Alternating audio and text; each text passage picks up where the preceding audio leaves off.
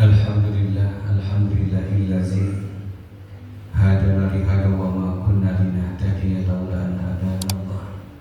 Asyhadu an la ilaha illallah wahdahu la syarika lah wa asyhadu anna Muhammadan abduhu wa rasuluh allazi la nabiyya ba'da, amma ba'd.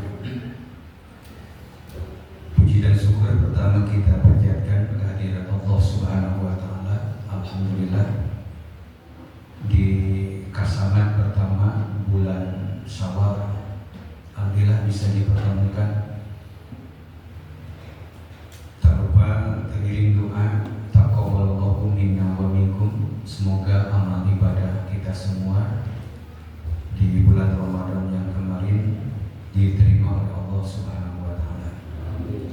Yang kedua, permohonan maaf jika ada salah, hilaf, dosa yang disengaja ataupun tidak disengaja selama pelaksanaan kasaman, terutama kepada jamaah Masjid Az-Zikrah. Jika ada salah dan hilaf, mohon dimaafkan ya. Dan semoga pertemuan sebelum dan yang akan datang menjadikan wasilah turunnya keberkahan kepada kita semua. Bapak dan Ibu yang dimuliakan Allah, tema yang akan disajikan terkait dengan adab kalau nggak salah ya. Nah, Bapak Ibu, kita mengetahui Rasulullah SAW diutus oleh Allah dengan satu misi ya. Misinya itu adalah liutan mimma makarimal akhlak ya, innama bu'istu liutan mimma makarimal akhlak. Sesungguhnya tiada lain, aku diutus untuk menyempurnakan akhlak. Jadi Rasulullah SAW diutus oleh Allah Subhanahu wa taala menjadi nabi dan rasul terakhir dengan tujuan untuk menyempurnakan akhlaknya manusia. Manusia itu diantaranya berasal dari kata al-insu ya. Al-insu atau al-anisa, anis itu artinya lembut ya. Jadi manusia itu makhluk yang lembut, makhluk yang pada dasarnya memiliki akhlak, memiliki perilaku, kesopanan, kesantunan, memiliki adab. Nah, itu manusia. Makanya disebut dengan al-insu. Jadi makhluk yang memiliki adab, makhluk yang memiliki tata perilaku, kesopanan, kesantunan, tata krama dan lain sebagainya. Namun di atas adab nanti di penghujungnya ya, ada ilmu, kemudian nanti ada akhlak ya. Jadi kalau akhlak ini sudah mencakup kepada adab dan ilmu. Jadi di kita kan ada istilah adab ya, baik yang berlaku di daerah atau di tempat atau di kampung atau di mana saja, itu biasanya berlaku yang namanya adab. Dan adab itu ada sering kali berbeda-beda ya. Adab di Sunda itu seperti apa, adab di Jawa seperti apa, kemudian adab di Batak, adab di Arab, itu memiliki keragaman ya. Kesantunan, kesopanan itu berbeda-beda ya. Sopan dan santun di Sunda dengan sopan dan santun di Arab atau di daerah luar Arab itu mungkin berbeda. Kalau di Sunda itu kesopanan kesantunan anak terhadap orang tua itu ada aturannya gitu. Adab adik ke kakak juga ada, kakak ke adik ke saudara itu banyaknya. Nah itu terkait dengan adab. Secara arti bahasa memang adab itu berasal dari kata-kata yang memiliki arti mendidik atau pendidikan sebetulnya ya. Sehingga ada hadis yang mengatakan adibu auladakum bisolah, kan itu, didiklah ya. Jadi adab secara akar bahasa memiliki arti mendidik atau didiklah atau pendidikan sebetulnya gitu. Jadi Rasul mengatakan adibu auladakum bisolah, didiklah anak-anak kalian untuk menegakkan sholat. Wahum sab'a sinin, ketika anak-anak kalian sudah 7 tahun, itu sudah harus dididik, harus diperintah, harus diberikan contoh keteladanan untuk mendirikan sholat. Nah, itu secara arti bahasa kalau melihat adab itu sendiri dalam bahasa Arab lebih kepada pendidikan atau mendidik. Jadi munculnya adab itu adalah merupakan proses dari pendidikan itu sebetulnya. Jadi proses pendidikan, proses mendidik, sehingga muncullah istilah peradaban itu. Peradaban itu merupakan hasil dari proses pendidikan. Jadi tergantung pendidikannya mau seperti apa kita, polanya mau seperti apa, pendidikan yang diterapkan kepada anak mau seperti apa, nanti hasilnya akan ada peradaban. Apakah peradabannya memiliki nilai-nilai kebaikan atau peradabannya justru menimbulkan nilai-nilai keburukan? Ya, itu tergantung proses pendidikan. Nah, itu kalau melihat dari akar bahasanya ya, adab. Tapi secara umum adab itu sering diartikan dengan kesopanan, kesantunan gitu. Anak disebut beradab ketika bicaranya sopan, bicaranya santun. Ya, dia bisa berbicara kepada orang tuanya dengan bahasa yang lemah, lembut, dengan bahasa yang sopan, santun. Dia bisa berjalan di depan orang tua dengan gerakan tubuh membungkuk. Nah, itu kan dikatakan dengan beradab. Dia sopan, dia santun, dia beradab gitu. Nah, para bapak ibu ikhwan billah yang dimuliakan Allah, nah adab ini sangat penting. Sehingga kalau Imam Malik itu pernah mengutarakan pentingnya adab itu sebelum ilmu ya. Jadi pentingnya belajar kita tentang adab sebelum ilmu ya. Ta'allumul adab qabla an tata'allamal ilma ya. Belajarlah kalian tentang adab sebelum belajar tentang ilmu. Jadi belajar adab dulu, kesopanan dulu, kesantunan dulu. Misalkan kalau di majlis itu yang berlaku di majlis itu kan ada takrama, aturan, ketentuan yang di pembahasan dulu pernah disampaikan bagaimana adabul majlis wal ilmi, adab majlis dan ilmu, bagaimana adabul akli wasyurbi, adab makan, adab minum, kan ada. Itu dulu pernah disampaikan. Nah, belajar dulu adab, kemudian sebelum belajar ilmu. Belajar adab sebelum belajar ilmu. Ini memiliki makna, memiliki pemahaman bahwa penting sekali ya. Penting sekali adab itu dipelajari, adab itu ditanamkan terlebih dahulu ya. Jadi ini sangat penting. Sampainya ilmu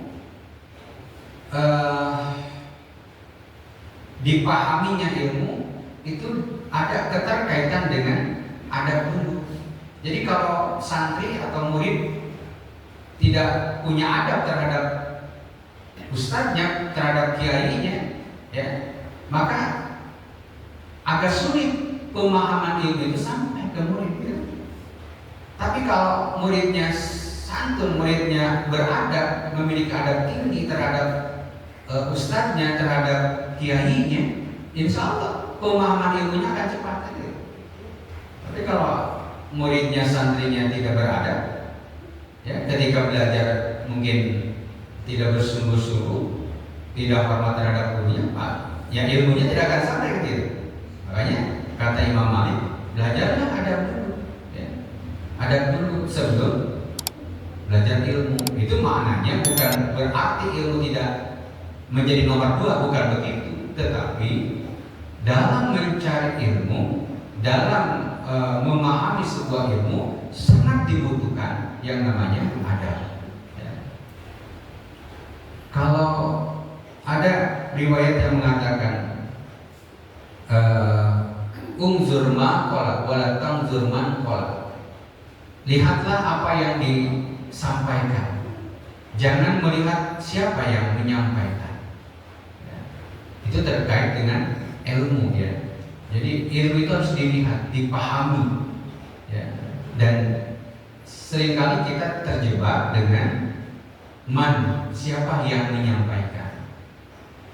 Karena orang yang menyampaikannya tidak disukai, ya ilmunya tidak dilihat, tidak dicerna, tidak dipahami. Nanti jangan sampai seperti itu. Nah, ikhwan billah yang dimuliakan Allah, jadi dalam hal ini penting kita mempelajari adab, ya. Kalau di lingkungan kita di Sunda, ya banyaklah adabnya. Dan itu mulai harus disampaikan, ditanamkan ke anak-anak kita, adab itu. Kebanggaan itu biasanya muncul dari adab, bukan dari ilmu. Seringkali anak yang punya ilmu tidak dibanggakan karena persoalan tidak beradab itu. Tapi kita sering bangga punya anak karena beradab walaupun tidak punya ilmu. Anak kita sangat sulit menangkap ilmu, ya, sangat sulit menangkap ilmu. Tapi anak kita sangat beradab, sangat sopan santun, maka akan ada kebanggaan, ya gitu. Jadi kebanggaan itu akan muncul ketika memang ada adab. Ya. Nanti adab ini akan menjadi sebuah karakter, akan menjadi sebuah akhlak ketika didampingi, ketika dipandu dengan ilmu, gitu, ya. Jadi adab ini akan menjadi akhlak yang mulia, akan menjadi karakter yang mulia ketika didampingi dengan ilmunya, ya. Didampingi dengan ilmunya. Kalau adab itu setiap daerah secara alamiah, secara tabiiyah itu akan berkembang, akan muncul adab itu. Ya. Nah, tinggal bagaimana ilmu membimbing adab sehingga menjadikan itu akhlak yang mulia. Ya. Nanti kalau berbicara akhlak itu tidak dibatasi tempat, tidak dibatasi waktu. Akhlak itu berlaku secara universal, berlaku dimanapun. Contoh menutup aurat itu, ya. Menutup aurat itu keberlakuan ketentuan aturannya tidak dibatasi di Sunda atau di luar Sunda, tetapi berlaku di semua tempat. Jadi kalau orang menutup aurat di Arab seperti itu, ya seperti itu. Menutup aurat di Indonesia, ya seperti itu, sama gitu. Jadi standar ukurnya sama kalau berbicara akhlak. Ya, kalau berbicara akhlak itu standar ukurnya pasti sama. Menutup aurat itu ya seperti itu. Laki-laki menutup auratnya standar ukurnya dari perut sampai lutut, yaitu standar ukur. Perempuan seluruh badan kecuali wajah dan kedua telapak tangan itu berlaku sama dimanapun. Tidak mungkin berbeda, karena itu akhlak standar ukurnya sama. Beribadah kepada Allah itu standar ukurnya sama, tidak akan mungkin berbeda-beda. Menghadapnya ke kiblat, semua ke kiblat itu, karena itu standar ukurnya sama. Itulah yang namanya akhlak. Nah, Rasul itu diutus oleh Allah Subhanahu Wa Taala untuk menyempurnakan akhlak itu. Nah, dan akhlak itu muncul didasari dari adab-adab yang ada di dalam kehidupan manusia. Jadi adab, ilmu, kemudian muncullah akhlak. Itu yang kita bahas. Nah, Bapak Ibu hadirin yang dimuliakan Allah, contoh adab, misalkan adab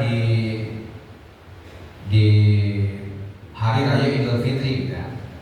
Adab bertamu, itu kan adabnya, adab bertamu, tetap itu berlaku, ya. Jadi tidak kemudian berubah adab itu ketika ketika hari raya Idul Fitri kemudian menjadi berubah, tetap saja sama. Berlaku misalkan ketika ada bertamu itu Rasulullah menjelaskan ketika bertamu mengucapkan salam hanya dibatasi tiga kali kan? Mengucapkan salam 3 kali kemudian tidak ada yang menjawab maka kembali pulang. Ya, tidak boleh membukakan pintunya, tidak boleh membukakan jendelanya, gitu. Ya, nggak boleh kan itu? Ya pulang 3 kali sudah salam, tidak ada yang menjawab, dimungkinkan tidak ada atau sedang istirahat atau sedang apa, ya udah pulang kan itu ada. Jadi jangan karena Idul Fitri kemudian dia mau ke Idul Fitri, jadi boleh masuk selonong boy, ya tidak seperti itu. Adab tetap harus dipakai. Kakak dengan adik secara adab, itu secara adab nih. Secara adab dari adik ke kakak kan itu. Secara adab orang tua dengan anak, dari anak ke orang tua kan itu adabnya gitu, ya adabnya itu. Nah nanti kalau bimbingan ilmu nanti ada. Jadi itu adab gitu, adab berlaku. Nanti didampingi dengan ilmu. Bagaimana menerapkan adab itu? Apakah boleh kakak ke adik atau orang tua ke anak? Maka ilmu akan membimbing kita. Di sana akan terjadi yang namanya fastabiqul khairat, berlomba dalam kebaikan. Nah, ketika berlomba dalam kebaikan, maka sekat adik ke kakak, anak ke orang tua, itu bisa apa? Namanya bisa fleksibel ya. Bisa mana saja yang lebih dulu. Mengucapkan salam itu adabnya itu dari adis sogir ila kabir, anak kecil ke orang dewasa kan gitu. Ya, dari santri ke gurunya kan gitu. Itu adabnya. Tetapi ketika nanti ilmu membimbing untuk berbuat kebaikan itu tidak mesti harus menunggu. Ada oke budak kakolot, berarti kolotna budak yang ucapin salam, yang kita yang duluan gitu. Ya, nanti ilmu dibimbingnya. Jadi jangan menunggu. Bagaimana kalau tidak mengucapkan salam? Apakah kita tidak akan mendoakan? Nah nanti ilmu yang akan membimbing siapa yang lebih dulu mengucapkan salam, maka dia yang terbaik kan gitu. Maka ilmu membimbing kita. Nah, tapi adabnya, ada pakem-pakemnya itu sudah ada gitu. Dari adik ke kakak, adik yang datang ke kakak itu adabnya. Ya. Tapi kalau misalkan kakak lebih dulu datang ke adik, boleh? Boleh. Karena itulah kebaikannya kan gitu. Karena itulah kebaikan yang akan diutamakan kan gitu. Itu ilmu, berbicara ilmu. Adabnya tetap saja adabnya. Orang tua ke anak, adabnya anak ke orang tua itu datang. Adabnya ya anak sungkem ke orang tua kan itu adabnya. Tapi boleh orang tua mendahului kan gitu. Orang tua boleh mendahului karena itu berbicara ilmu. Nanti itulah ketinggian akhlak Islam itu begitu. Akhlak Islam itu. Jadi boleh orang tua datang ke rumah anaknya kan itu harusnya anak kan yang datang ke orang tua. Nah, itu adabnya. Nah, tapi siapa saja yang ingin mendapatkan keutamaan fadilah silaturahim, fadilah kebaikan, keberkahan, monggo. Siapa yang lebih dulu? Anda. Ya. Jadi jangan menunggu, silakan saja. Walaupun kita orang tua punya anak, udah saya mau datang ke anak itu lebih dulu. Oh, itu bagus, ya sangat bagus. Nah, Bapak Ibu Iwan bilang, nah ini pentingnya nanti bimbingan ilmu. Jadi karena dengan ilmu itu akan menjadikan terang, sehingga tidak ada batasan kebaikan itu mentok gitu. Ya, dengan ilmu itu nanti siapapun yang lebih dulu mengamalkan kebaikan, maka dia yang terbaik kan itu. Ya.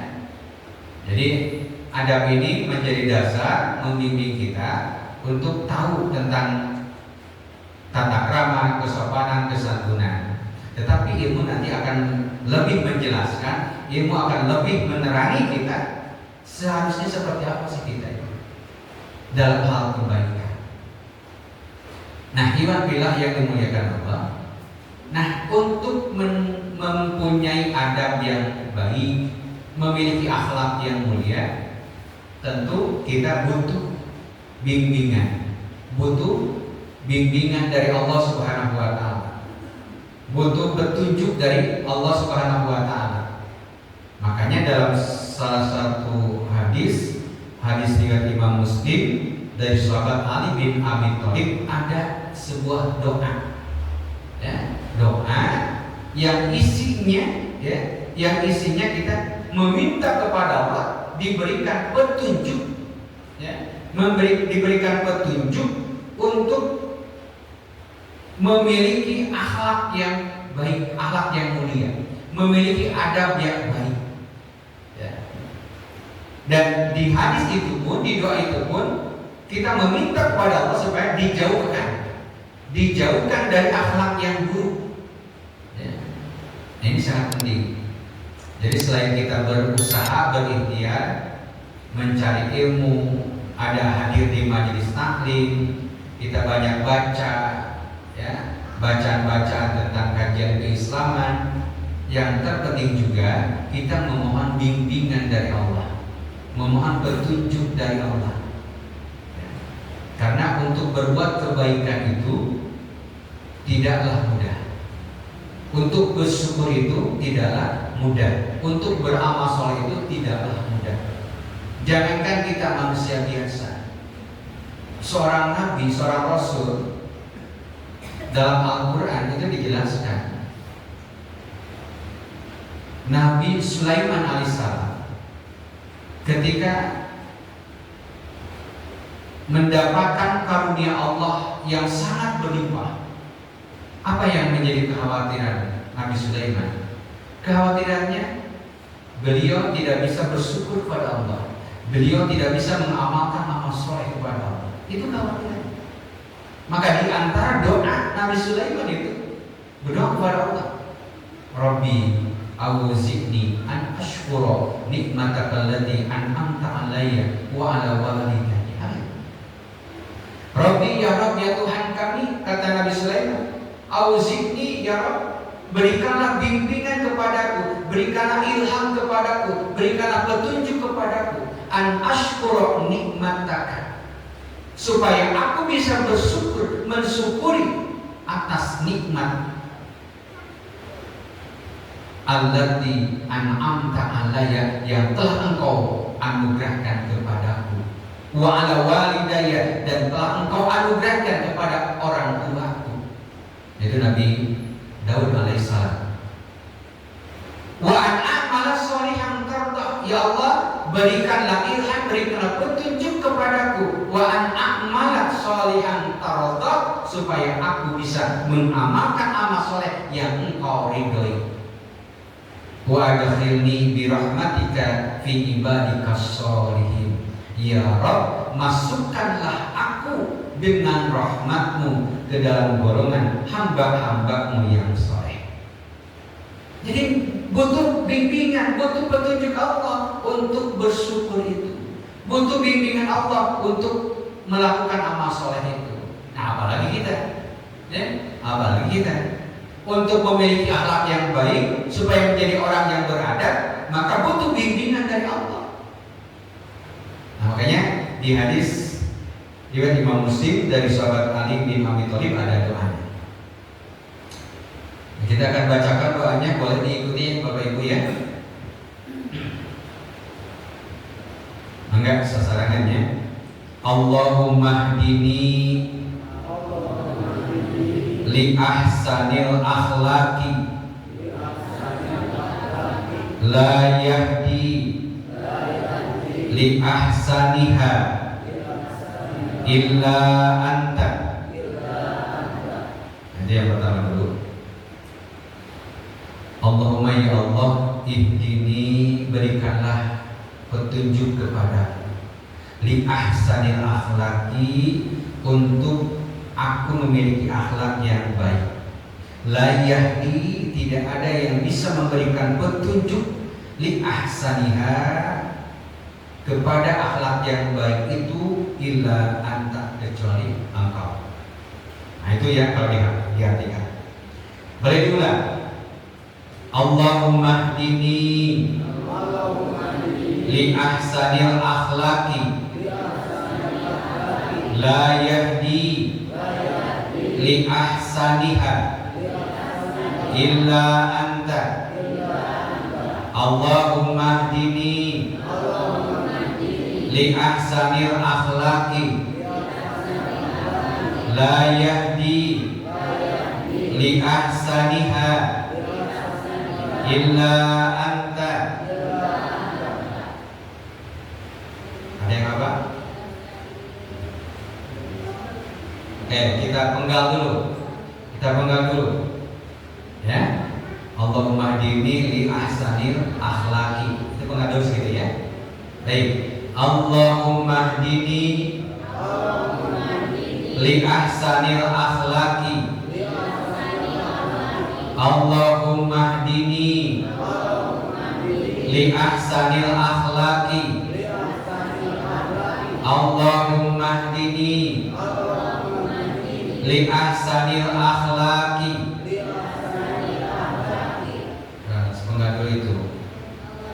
Coba 1, 2, 3.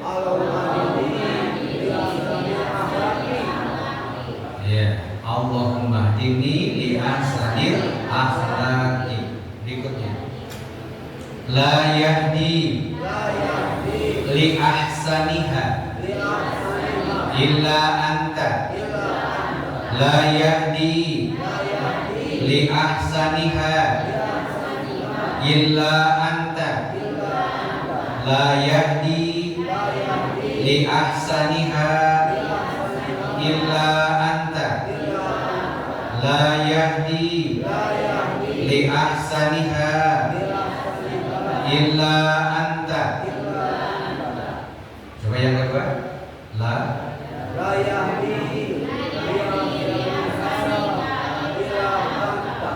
yahdi li ahsaniha illa anta. Apa? Dari awal. Allahumma.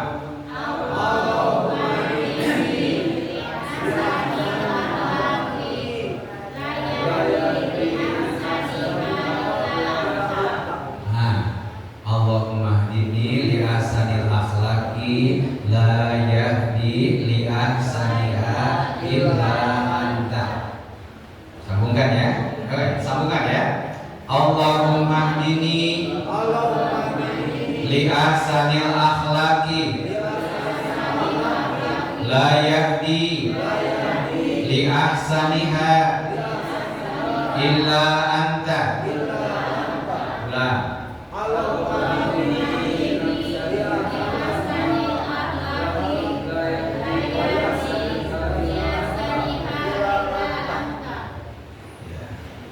Boleh. Kanan sok, kemudian.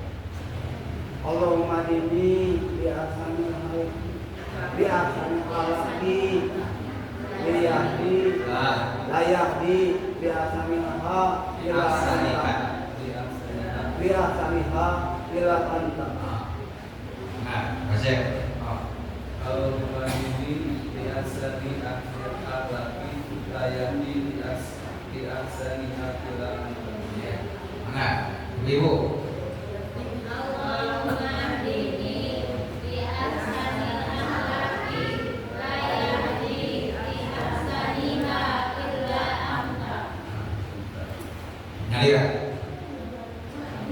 Nyaliran salah.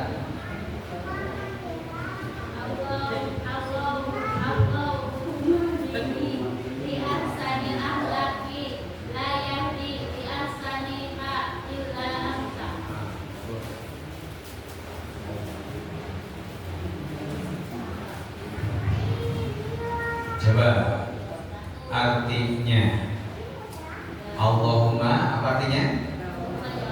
Ya Allah, ihdini apa? Tunjukilah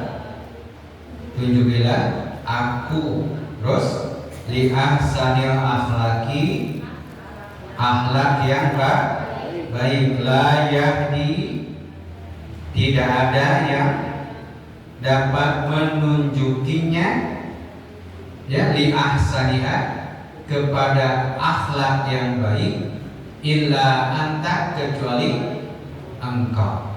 Nah, itu artinya hafal doanya, hafal artinya. Itu baru setengah tuh.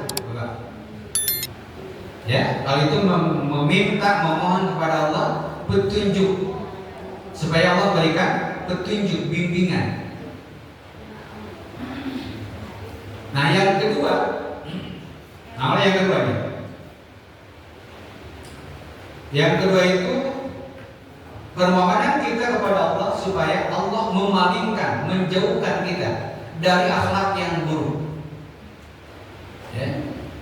Doanya wasrif anni sayyi'aha la yasrifu anni sayyi'aha illa anta. Ikuti. Wasrif anni sayyi'aha wasrif anni sayyi'aha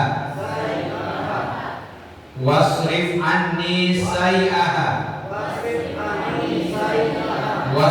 anni sayyi'aha. Ya Allah, palingkanlah aku, ya, palingkanlah aku sayyi'aha dari akhlak yang jelek, gitu. Maksudnya ya. Lanjut.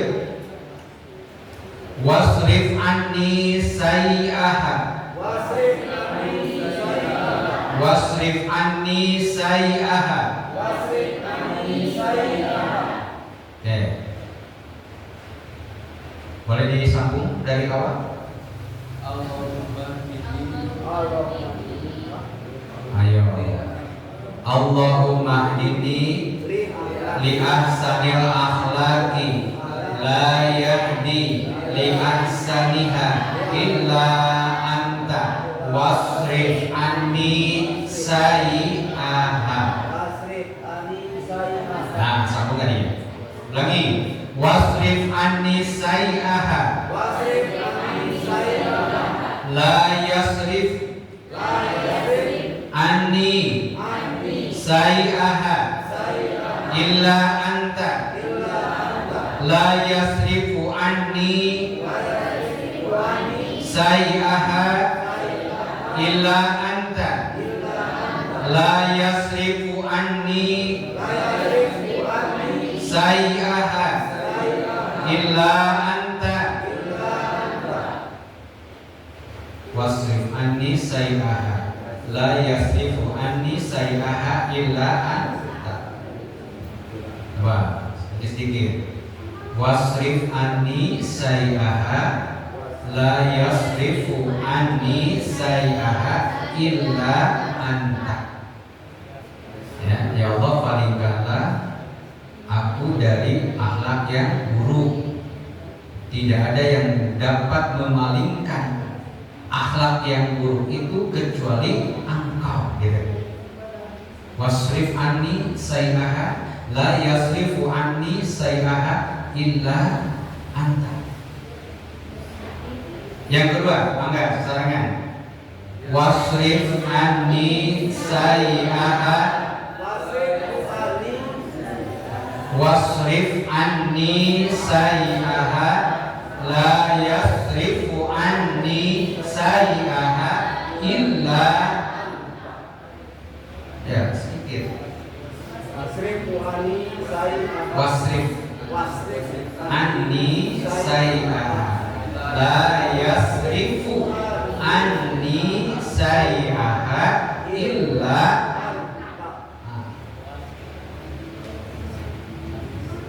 Ya,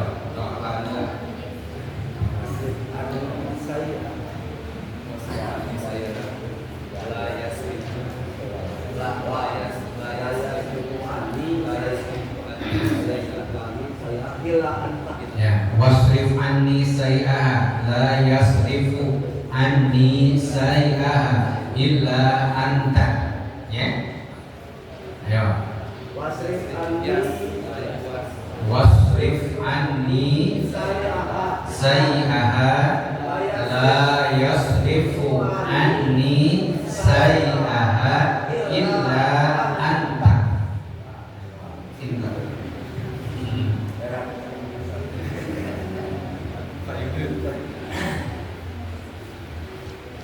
Ya, yang kedua sesarengan. Wasrif anni sayyi'aha. La yasrif anni sayyi'aha illa anta. Oke. Biasa disambung dari awal. Boleh? Pelan-pelan. Allahumma hdini li ahsanil akhlaqi la yahdi li ahsaniha illa anta wasrif anni sayyi'aha la yasrifu anni sayyi'aha illa anta.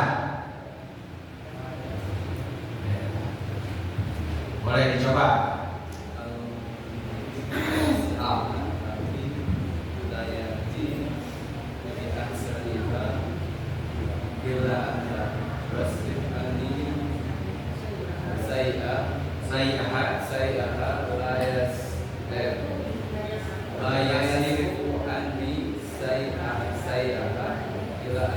Illa anta. Bagus.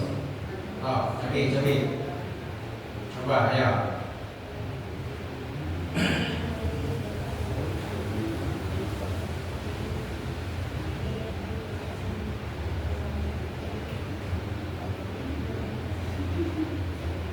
Ada yang mencoba lagi?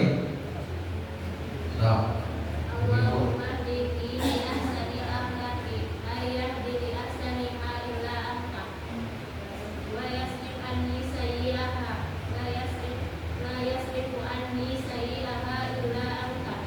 Ya.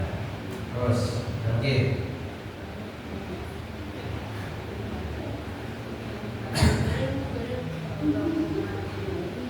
Ayo.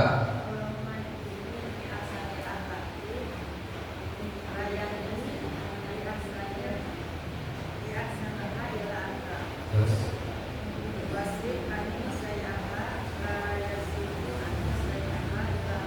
Nah, bagus. Tuh, terus.